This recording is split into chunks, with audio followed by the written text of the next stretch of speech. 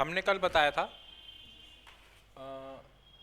Intro दिया था, ठीक है, कि जो हमारे रूल्स होते हैं और बिजनेस में क्या क्या होता है और हमारे कौन से रूल्स होते हैं, ये हमने बताए थे, जिसमें कि आज हम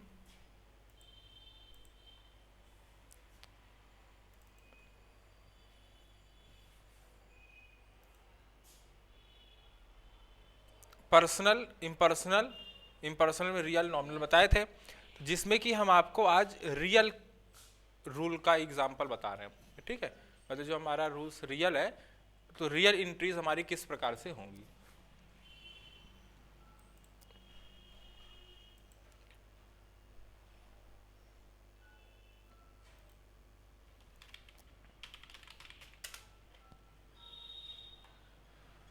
देखिए,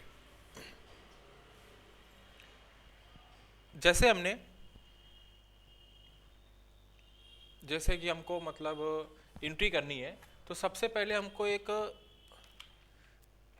जर्नल तैयार करना होता है,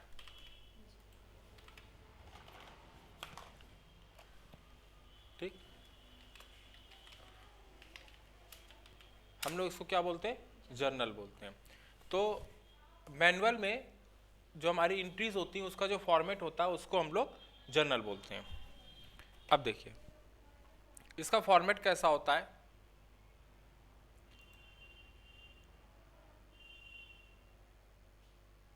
इसका फॉर्मेट कुछ इस तरीके से होता है, डेट,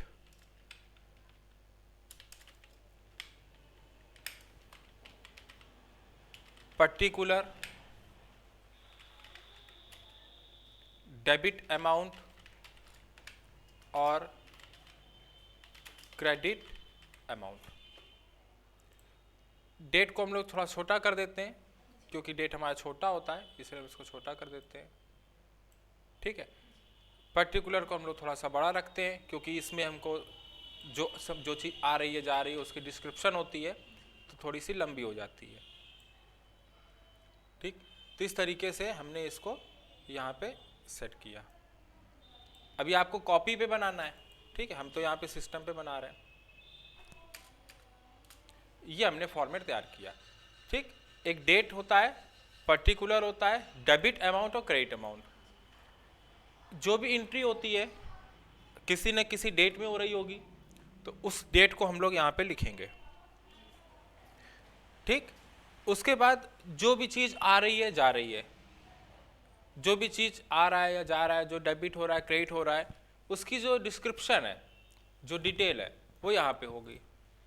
उसके बाद जो चीज़ डेबिट हो रही होगी उसका पैसा उसी के सामने डेबिट में होगा, उसी के सामने डेबिट में, और जो चीज़ क्रेडिट है उसका पैसा उसी के सामने मगर क्रेडिट में होगा। अब जैसे कि एज ए एग्जांपल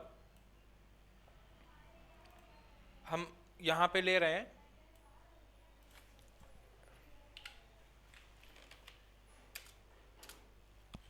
जैसे हमने कहा कि हम अभी रियल पढ़ रहे हैं इसलिए हम छोटा एग्जांपल लेते हैं।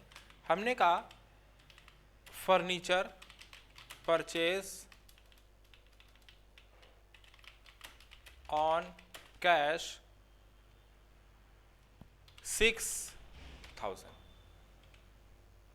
ठीक है। हम 6,000 का फर्नीचर परचेज कर रहे हैं ऑन कैश। अच्छा, अब ये किसी न किसी डेट में हो रही होगी, तो हमने एग्जांपल दिया ये 1 अप्रैल 2018 की एंट्री है सपोज, ठीक है। इस डेट में ये काम हुआ। एंट्री को हमेशा सेंटेंस के रूप में नहीं पढ़ते हैं, उसको ऐसे समझते हैं कि ये बिजनेस में वर्क हुआ।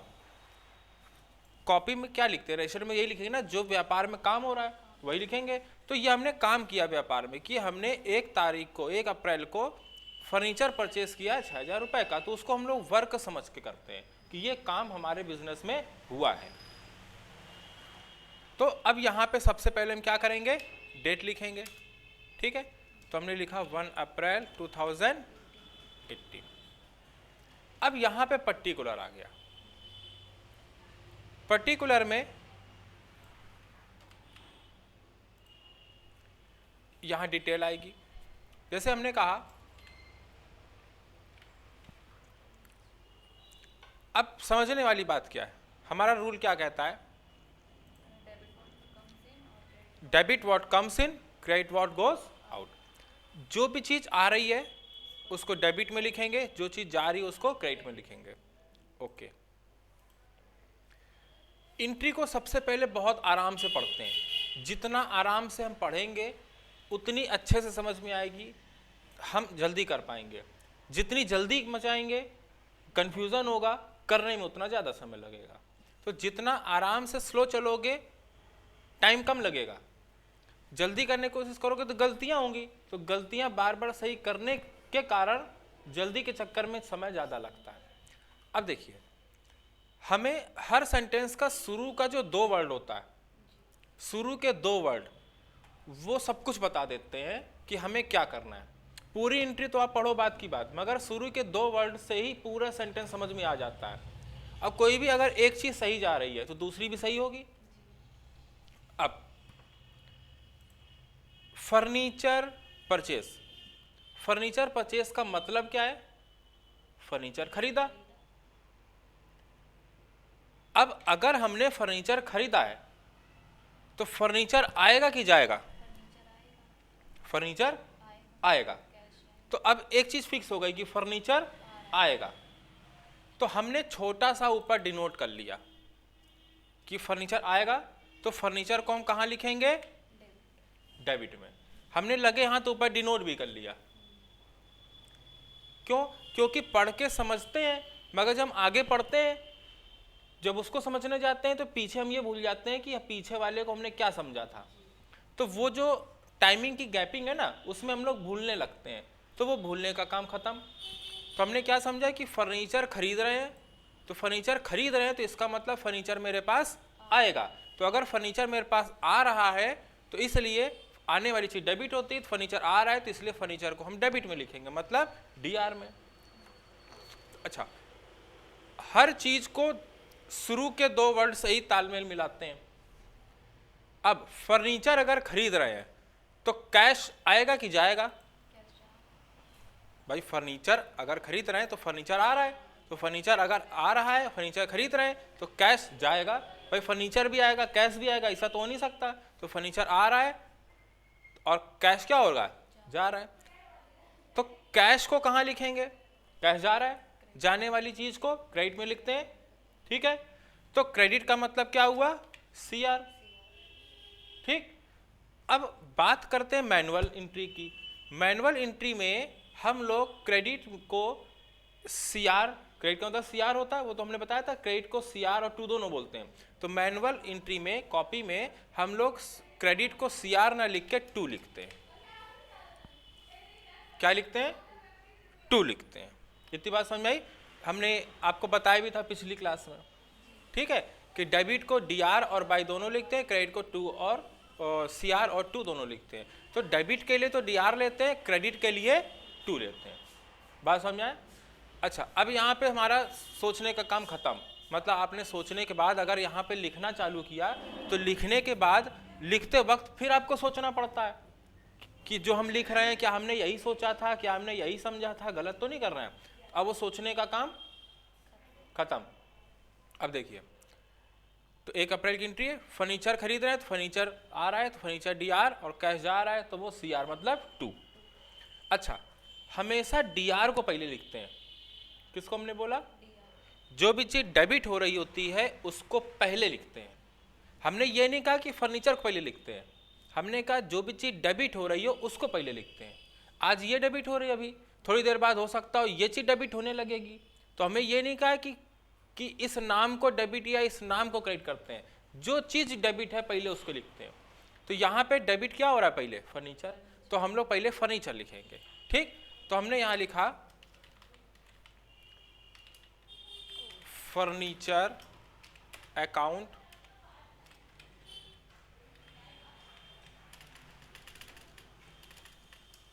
डीआर,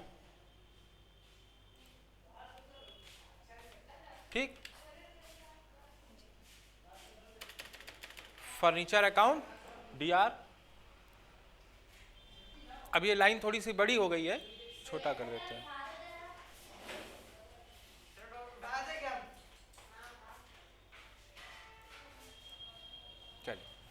ठीक है, तो फर्नीचर अकाउंट DR, ठीक है, तो दूरी कर दिया। अच्छा, फर्नीचर DR है, एंटर, और टू कैश, तो अब फर्नीचर को लिख, फर्नीचर अकाउंट टू DR हो गया। जब कैश की बात आई तो हम लोग कैश अकाउंट यहां पे जाके CR नहीं लिखेंगे, जो क्रेडिट का पार्ट होता है तो कैश अकाउंट के बाद टू या CR नहीं लगेगा, उसको टू लगा के लिखते हैं। क्या करते हैं? टू लगा के लिखते हैं। बात समझ में आई? तो डेबिट में क्या है? फर्नीचर अकाउंट डेबिट, ठीक, मगर क्रेडिट के पार्ट में कैश अकाउंट टू नहीं, टू लगा के कैश अकाउंट, ठीक। अब फर्नीचर अकाउंट जो डेबिट हुआ उसकी वैल्यू क्या है, मतलब उसकी वैल्यू कितनी है? तो फर्नीचर जो मेरे पास से डेबिट हुआ, जो आया है, उसकी वैल्यू कितनी है? 6000,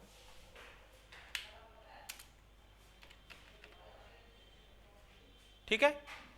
और जो हमारे पास कैश क्रेडिट हुआ है वो कितना है? वो भी 6000। तो कैश फर्नीचर जो डेबिट हुआ, फर्नीचर जो आया उसकी वैल्यू है 6000, और कैश जो गया उसकी वैल्यू भी है 6000। यहां तो कोई कंफ्यूजन? अब एक चीज समझने वाली बात यह है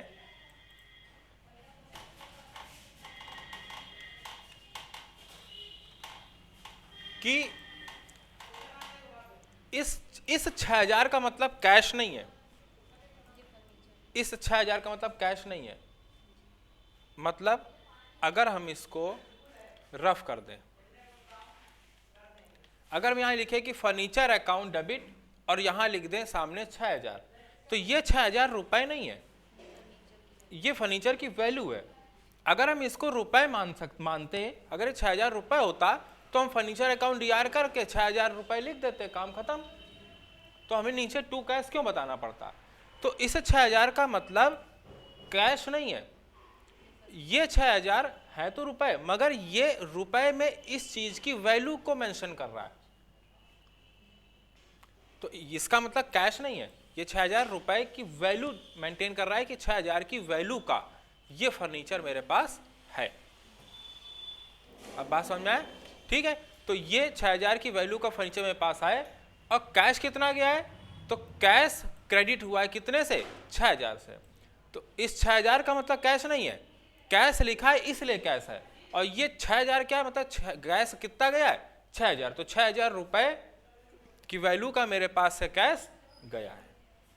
तो ये जो यहां जो 6000 लिखा है, ये 6000 इस चीज की वैल्यू होती है। तो कैश हम लिखेंगे तभी वो कैश समझेगा। यहां तक कोई डाउट? बात समझ में आए? अच्छा, ये तो थी अभी एक छोटी सी एग्जांपल पहला, तो यहां तक बात समझ में आए? अच्छा, अब सेकंड, जैसे कि सपोज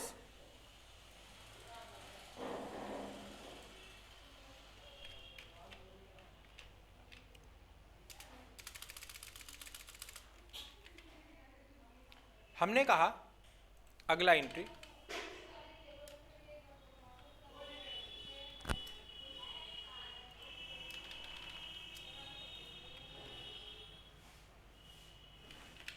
सपोज हमने 2 तारीख की एंट्री की, या 1 तारीख में करो, तारीख से हमें कोई मतलब नहीं है, तारीख तो कोई भी हो सकती है, हमें मेन एंट्री पढ़नी है, ठीक है।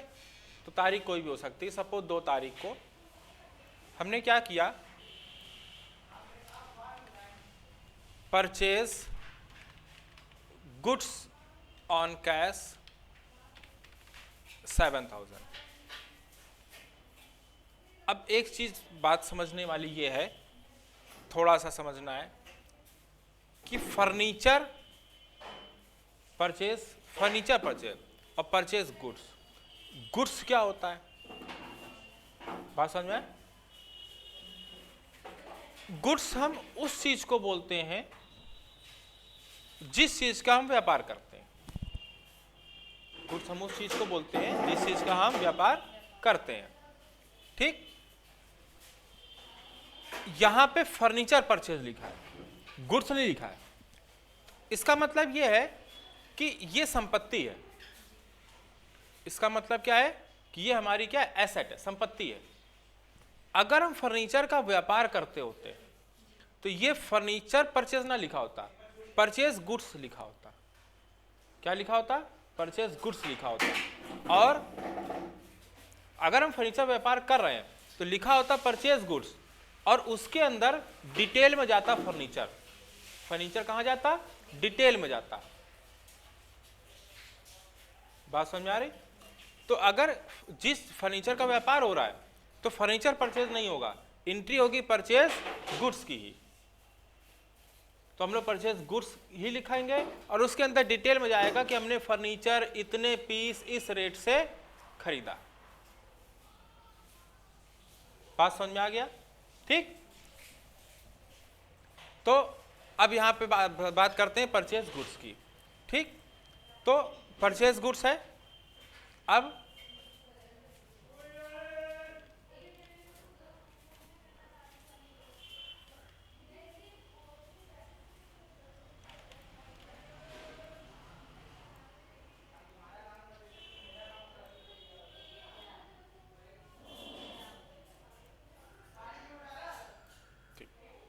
दो तारीख की एंट्री है।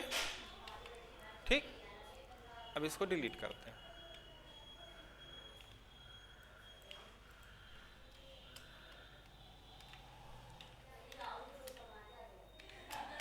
अब देखिए परचेज गुड्स कर रहे हैं। अब समझने की बात है, परचेज गुड्स कर रहे हैं। गुड्स आ रहा है कि जा रहा है? आ रहा है। बस दोस्त को अगर सही से समझ लिया, सब हो गया। तो गुड्स आ रहा है तो मतलब इसको कहां लिखेंगे हम? डीआर में। और कैश जा रहा है तो इसलिए इसको कहां लिखेंगे? टू में। बात समझ में आए? इसको कहां लिखेंगे? टू में। तो परचेज आ रहा है तो वो डीआर है और कैश जा रहा है तो टू। अब देखिए, अब यहां पे हम क्या लिखेंगे? फर्नीचर परचेज में हमने क्या लिखा था? फर्नीचर। क्या लिखा था? फर्नीचर। परचेज नहीं लिखा था। क्या लिखा था? फर्नीचर लिखा था। जब गुड्स परचेज की बात आएगी तो हम क्या लिखेंगे? तो गुड्स परचेज की जब बात आएगी तो या तो हम लोग गुड्स नाम का यूज करेंगे और या तो हम परचेज नाम का यूज करेंगे। अब क्योंकि हम टैली पढ़ रहे हैं, आप मैनुअल पढ़ रहे हो मगर टैली के बिहाफ पे, सिर्फ मैनुअल तो पढ़ नहीं रहे हो, तो लिखने में तो किसी चीज के लिए आप कोई भी नाम बार बार यूज कर सकते हो, मगर हमें टैली के बिहाफ पे मैनुअल पढ़ना है तो हम टैली के हिसाब से चल रहे हैं। हर चीज के लिए एक ही नाम होता है, हर चीज के लिए एक नाम होता है। वर्क जैसा कार्य वैसा नाम। गुड्स खरीदने के लिए, गुड्स खरीदने के लिए बस समझिएगा, गुड्स खरीदने के लिए अगर आप नाम यूज करोगे गुड्स, गुड्स बेचने के लिए भी आप नाम यूज करोगे क्या? गुड्स। अगर खरीदने और बेचने के लिए, गुड्स खरीदने और बेचने के लिए, दोनों के लिए अगर आप एक ही नाम यूज करोगे गुड्स, मैनुअल में एंट्री तो हो जाएगी, कॉपी पे कर रहे हो कोई बात नहीं, एंट्री हो जाएगी, मगर जब आप टैली पढ़ोगे तो वहां पे रुक जाएगा। वो इसलिए क्योंकि हर एक चीज की डिटेल के लिए अपना एक अलग नाम होना चाहिए। अगर आप सारी खरीद का डिटेल गुड्स नाम के वर्ड में मेंटेन कर रहे हो तो बेचने के लिए भी आप गुड्स नाम का यूज नहीं कर पाओगे।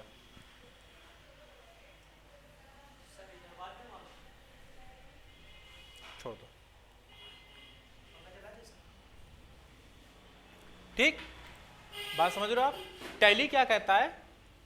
खरीदने के लिए आप कौन सा नाम यूज कर रहे हो, मतलब परचेज गुड्स के लिए कौन सा नाम यूज कर रहे हो, हमने उसको बता दिया, हम ये नाम यूज कर रहे हैं। जब गुड्स बेचने की बात आएगी तो भी वो पूछेगा कि हम किस नाम को यूज कर रहे हैं, तो भी हम उसको एक नाम बताएंगे। और जो एक नाम हम खरीदने के लिए अलॉट कर चुके हैं, परचेज गुड्स के लिए अगर हम गुड्स अलॉट कर चुके हैं, तो सेल गुड्स के लिए जब नाम पूछेगा तो हम अगर उससे सेम वर्ड को लिखेंगे तो वो लेगा ही नहीं।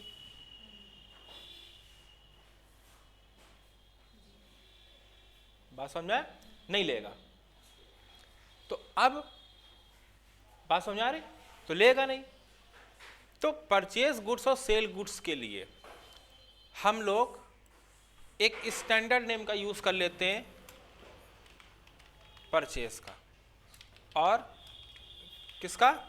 सेल का। अगर आप चाहो तो परचेज गुड्स पूरा लिख लो, सेल गुड्स पूरा लिख लो। भाई परचेज गुड्स के लिए आप परचेज गुड्स नाम का ही यूज कर रहे हो, सेल गुड्स के लिए भी आप सेल गुड्स नाम का ही यूज कर रहे हो, कोई दिक्कत नहीं है। या हमने शॉर्ट में सिर्फ परचेज सेल लिखा कि हम परचेज गुड्स के लिए परचेज वर्ड यूज कर रहे हैं और बेचने के लिए सेल गुड्स का यूज कर रहे हैं। ठीक। अब टैली में अलग नाम क्यों? अगर टैली एक ही नाम में, अगर एक ही नाम में मेंटेन करता तो प्रॉब्लम यहां पे ये होती कि खरीदने के दौरान आप इसी को डेबिट करते, बेचने के दौरान इसी को ही आप क्रेडिट करते। महीने की लास्ट में पूछा जाता है ये बताइए कि टोटल खरीद कितनी हुई, वर्ड तो एक ही है, क्या टोटल खरीद आप अलग से निकाल पाएंगे? नहीं। टोटल कितना बिका आप निकाल पाएंगे? नहीं, क्योंकि डिटेल एक ही में बढ़ रहा है, एक ही में घट रहा है। उसी गुड्स में कब बढ़ता, खरीदने बढ़ रहा है, उसी वर्ड में घट रहा है, उसी में बढ़ रहा है, घट रहा है, तो आपको बहुत दिक्कत होती। इसलिए अब अलग नाम है। ठीक। अब अलग नाम से क्या हुआ, सारा खरीद डिटेल किसमें? परचेज वर्ड में, और सारा बेचने का डिटेल किसमें? सेल वर्ड में। अब आपसे अगर कहा जाएगा कि टोटल कितना खरीदा हमने, तो आप सीधे परचेज की जाके वैल्यू देख लोगे बैलेंस शीट में, हाँ ठीक है इतनी खरीदी हुई है। पूछा गया कितना बेचा गया, आपने सीधे सेल वर्ड को जाके देख लिया, हाँ इतना बेचा गया। बात समझ में? ठीक है। तो सीधे सीधे यहाँ पे इस तरीके से मेंटेन हो गया। तो अब बात समझ में आ रहा है? तो गुड्स के लिए परचेज और सेल लेके चल रहा है। अच्छा, और जिस चीज में गुड्स लिखा है मतलब उसका हम व्यापार कर रहे हैं। अब जैसे यहां पे लिखा फर्नीचर परचेज, अब देखो यहां गुड्स नहीं लिखा है, सेंटेंस में परचेज गुड्स नहीं लिखा है, कोई एंट्री है, परचेज फर्नीचर लिखा है, तो बता दिया ना परचेज फर्नीचर है, मतलब फर्नीचर परचेज है, गुड्स नहीं है। तो इसका मतलब ये परचेज का पार्ट नहीं है। तो इसका मतलब है कि हम फर्नीचर खरीद रहे हैं, ठीक है, फर्नीचर खरीद रहे हैं, और जो कि बेचने के उद्देश्य से नहीं है, हम यूज करेंगे इसका। क्या कर रहे हैं? यूज कर रहे हैं। ठीक। वैसे हमने फर्नीचर खरीदा, टेबल रख लिया, यूज कर रहे हैं। फैन क्या है? यूज कर रहे हैं। कंप्यूटर ऑफिस में खरीद के यूज कर रहे हैं, तो एसेट है। अब वही कंप्यूटर का हम व्यापार करते तो वो गुड्स का पार्ट होता, मगर व्यापार तो कर नहीं रहे, हम नॉर्मली कंप्यूटर खरीद रहे हैं, तो वो हमारा क्या है? एसेट है। बात समझ में आए? तो अगर फर्नीचर परचेज लिखा है, ठीक, तो इसका मतलब क्या है? एसेट बन रही है। तो इसलिए तब हम उसको सीधे सीधे फर्नीचर अकाउंट डालेंगे। ठीक। हमने कहा हम कंप्यूटर खरीद रहे हैं, एंट्री में लिखा है कंप्यूटर परचेज ऑन कैश, तो हम लोग किस वर्ड का यूज करेंगे? सीधे सीधे कंप्यूटर का लेजर बनाया हमने, ठीक है, यह आपके ऊपर डिपेंड करता है, जिसका भी आप बना लो, ठीक है। तो हमने कंप्यूटर अकाउंट का लेजर बनाया और उसके बाद सीधे हमने एंट्री कर ली। तो लेजर तो टैली में पढ़ोगे, मगर अभी यहाँ वर्ड समझो सिर्फ, ठीक है। तो गुड्स तो नहीं लिखा है ना, तो इसका मतलब हम कंप्यूटर खरीद रहे हैं अपने यूज के लिए, ऑफिस के यूज के लिए, इसलिए हम सीधे सीधे उसका नाम से एंट्री करेंगे। ठीक। और अगर इसी फर्नीचर और कंप्यूटर का व्यापार होता तो एंट्री परचेज गुड्स की ही बनती, और उसी परचेज गुड्स के अंदर परचेज की हम एंट्री परचेज की ही करते वर्ड की, और इसके अंदर डिटेल जाती कि हमने फर्नीचर इतने पीस इस रेट से खरीदा, कंप्यूटर इतने पीस इस रेट से खरीदा। तो मतलब अगर गुड्स नहीं है तो वो संपत्ति है, सीधे उस नाम से एंट्री होगी। अगर वो गुड्स बनता भी है तो एंट्री ऐसे नहीं होगी, एंट्री परचेज गुड्स की ही होगी, उसके अंदर ये कहाँ चला जाएगा? डिटेल में। जब आप टैली पढ़ोगे तब उसको आप और अच्छे से समझोगे। तो अभी हमने आपको सिर्फ शब्दों का यूज करना बताया कि गुड्स लिखा है तो परचेज सेल, गुड्स नहीं है तो आप उस चीज का सीधे सीधे नाम डालोगे, और नाम का मतलब क्या है? एसेट। गुड्स नहीं है, कुल मिला के गुड्स नहीं है, व्यापार नहीं कर रहे हैं, ठीक, तो सीधे सीधे नाम यूज हो रहा है। ठीक, चलो अब इसको हटाते हैं, अब आते हैं एंट्री। तो देखो परचेज गुड्स कर रहे हैं तो हम सीधे सीधे किस वर्ड का यूज करेंगे? परचेज का। तो हमने क्या किया, हमने यहाँ लिखा परचेज अकाउंट और उसके बाद हमने लिखा DR, ठीक, और उसके बाद कैश जा रहा है तो हमने यहाँ पे लिखा टू कैश अकाउंट। अब परचेज कितने की हुई हमारी? 7000, तो परचेज के सामने 7000, ठीक, और कैश कितना गया है? 7000, तो यहाँ पे भी हमने डाला 7000। कोई दिक्कत? ठीक, तो ये हमारी किसकी एंट्री हो गई? परचेज की एंट्री हो गई। ठीक, अब अगली एंट्री, अब हम क्या कह रहे हैं, सपोज उसी डेट में ही 2/4/2018 हमने कहा सेल गुड्स ऑन कैश 8000। हम लोग क्या कर रहे हैं? गुड्स को सेल कर रहे हैं, तो सेल गुड्स ऑन कैश 8000, ठीक। अच्छा,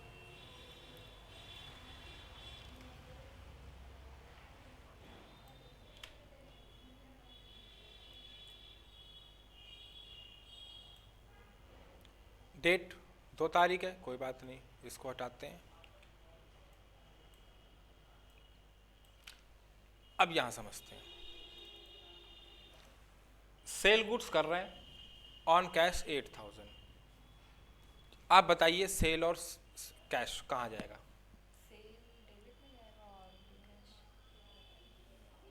अब देखिए, आपने कहा सेल डेबिट में जाएगा, कैश क्रेडिट में जाएगा। अब देखिए, अब यहाँ पे आपसे एक गलती हुई। गलती क्या हुई हम बताते हैं। यहाँ पे हमें एक्चुअली गलतियों को ही पकड़ना है, ठीक, गलत सही को जानना है। एक्चुअली जब हमारी अंदर से सोच जब नहीं सही होती है तो गलत होता है। तो हमें एंट्री सही करनी हो, बात सही है, मगर हमसे गलती क्यों हो रही है, हमें उस चीज को पहले पकड़ना है ताकि हमसे वो गलती दोबारा ना हो। तो सही तो हम कर ही रहे हैं, मगर सही को जानना है, मगर सही से ज़्यादा हमें गलत जानना है। क्यों? अगर हमें गलत चीज़ पता हो गई कि ये गलत होता है तो हम गलत करना छोड़ देंगे, और जब गलत करना ही छोड़ देंगे, ठीक, तो सही तो फिर हम जाएंगे ही जाएंगे, क्योंकि हमें पता है कि हम इस जगह गलत जा रहे हैं। समझ में आई बात? ठीक, अब देखो आपसे गलती क्या हुई।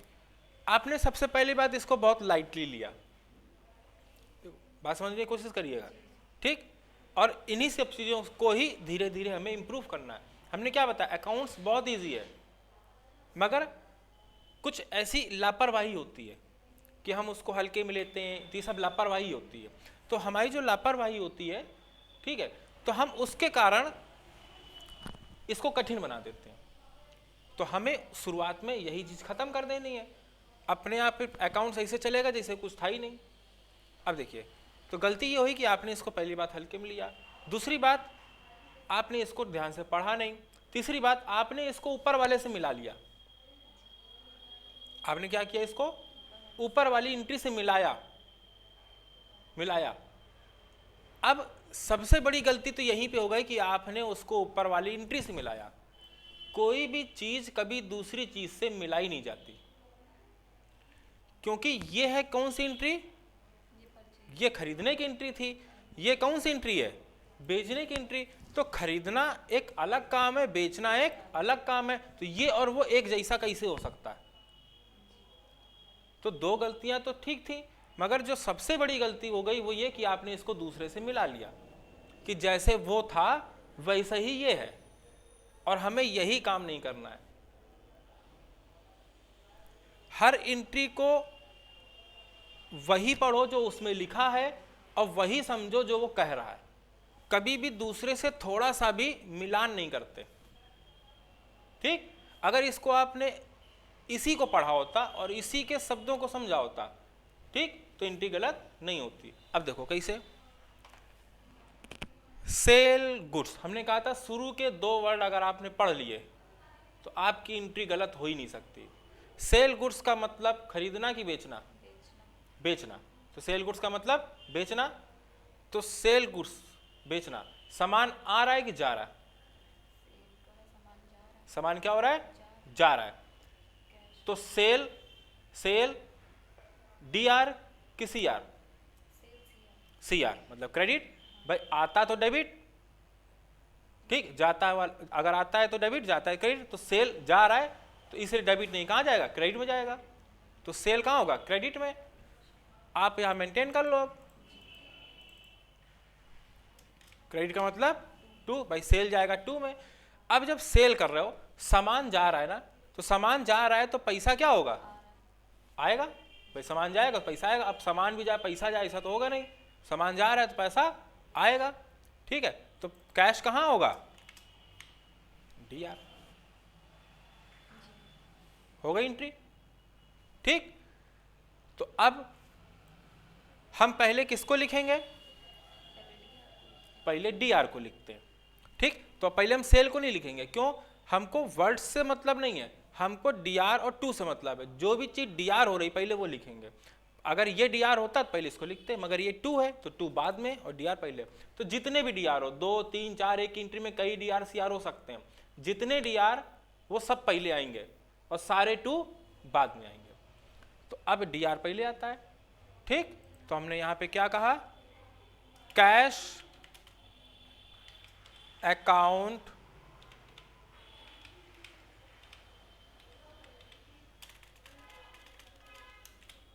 D R, cash account D are.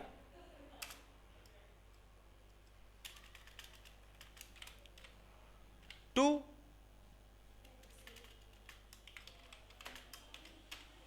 Cell account, cash account debit to sale account. Cash आ रहा है तो वो डेबिट हो गया, सेल जा रहा है तो वो क्रेडिट हो गया। कैश आ कितना रहा है? तो कैश के डेबिट है तो उसका अमाउंट उसी के सामने डेबिट में,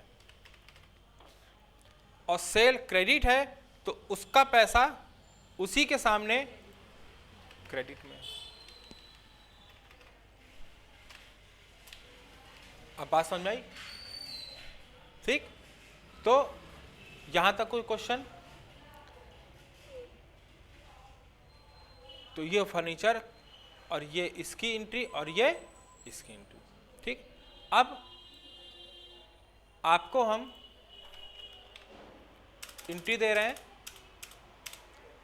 ये एंट्री आप करके दिखाइए, ठीक। एंट्री है